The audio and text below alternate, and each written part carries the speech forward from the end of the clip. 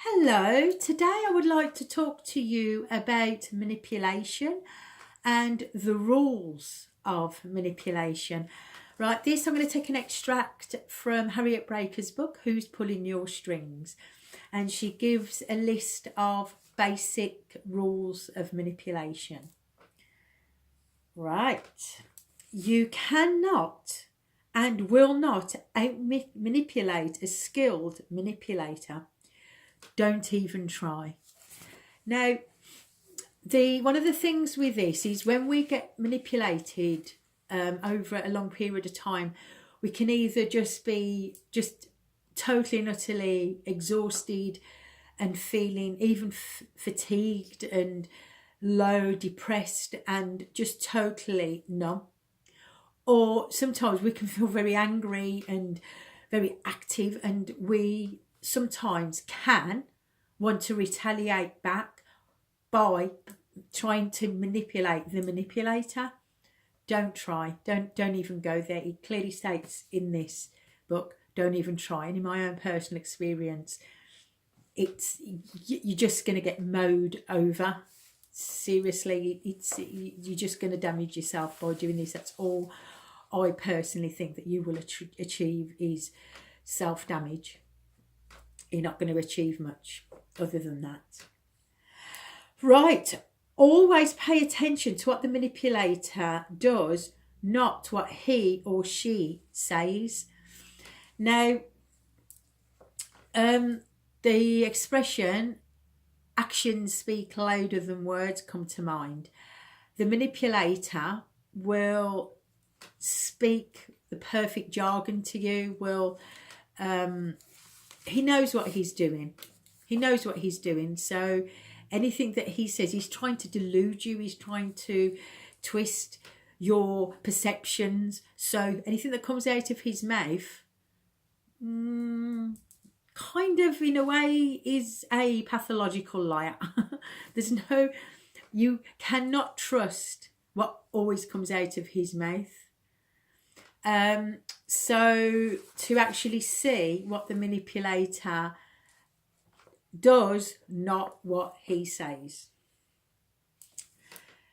Do not inquire why he or she is behaving in a particular way and expect a valid, useful or truthful answer. Remember, why is a luxury question. Do not bother asking the question. Just because a manipulator denies being manipulative or disguises his or her motives verbally does not mean that you are wrong in your identification. Do not expect the manipulator to give you an honest answer. See, the first thing that comes to my mind is that do not think that your identification is wrong. In a lot of cases, trust your gut feelings. And I know that can be very hard when you are being manipulated, where maybe you've had a long string of manipulators all through your life. And if you have a low sense of self and self-love deficit disorder, as Ross Rosenberg had coined it, that it's very difficult to trust in yourself, trust in your judgments, trust in your views, and even things that are blatantly right in your face. Sometimes it's hard to see when you're being manipulated because you can't trust, because you love this person, you trust this person, but something in your guts don't feel right. Trust it. Just trust that. Just because he tells you, of course I'm not manipulating you, what's wrong with you, it's because you're insecure. No, trust in your gut feelings. Hang on in there and just watch and observe and trust in yourself. Right, you cannot and will not change a manipulator by pointing out his or her shortcomings.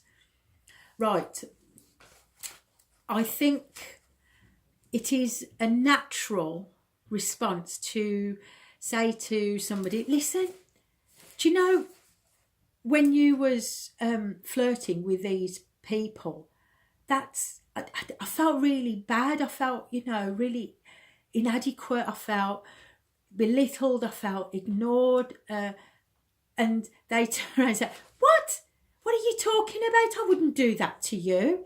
No, it's because you're insecure. It's you. And then, do you honestly think that you explaining to them, pointing out that you have been flirting, that he's going to stop that? No, he'll just twist your mind. He may do the soft approach. We'll go, it's you. It's in your mind. It's in your, you know, in your brain. There's something wrong with you. Or they might go, oh, darling, of course not. I love you. Why would I want to do that? I only have eyes for you.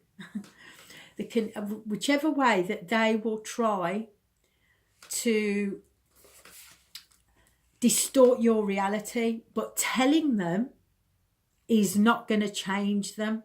They will not change by you explaining to them their shortcomings. Right. Do not bother telling the manipulator that she is not being, or he is not being fair or unkind or loving. If your purpose is in doing so to change effect, forget it. It simply will not happen. Now, I think, again, it's nature. It's natural for us to try and express how we feel, express what our grievances are, to try to change the manipulator into seeing us, into validating us, into them seeing our position and seeing where we're hurting, where, you know, what our perspective is, and, you know, trying to drag some kind of empathy from them, you know, and in a sense we can feel quite desperate in that place. And I know myself, I've been very desperate in that place where I've virtually been on my hands and knees trying to extract just a microscopic piece of empathy, which it's not going to happen. It will not happen unless there is rewards for the manipulator.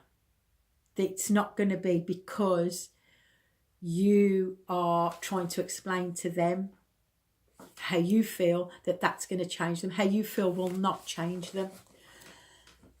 It sounds pretty harsh, but that's how it is.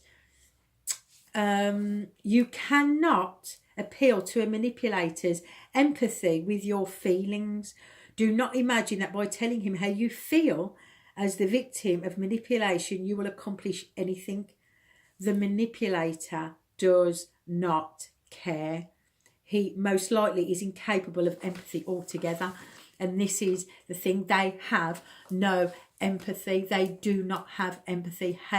So no matter how much you explain to them how you feel, what you think, your perspectives, and how their manipulation is squashing you. It's like being under a 10-ton rock. It's squashing you. It's deteriorating you. They will not even bat an eyelid.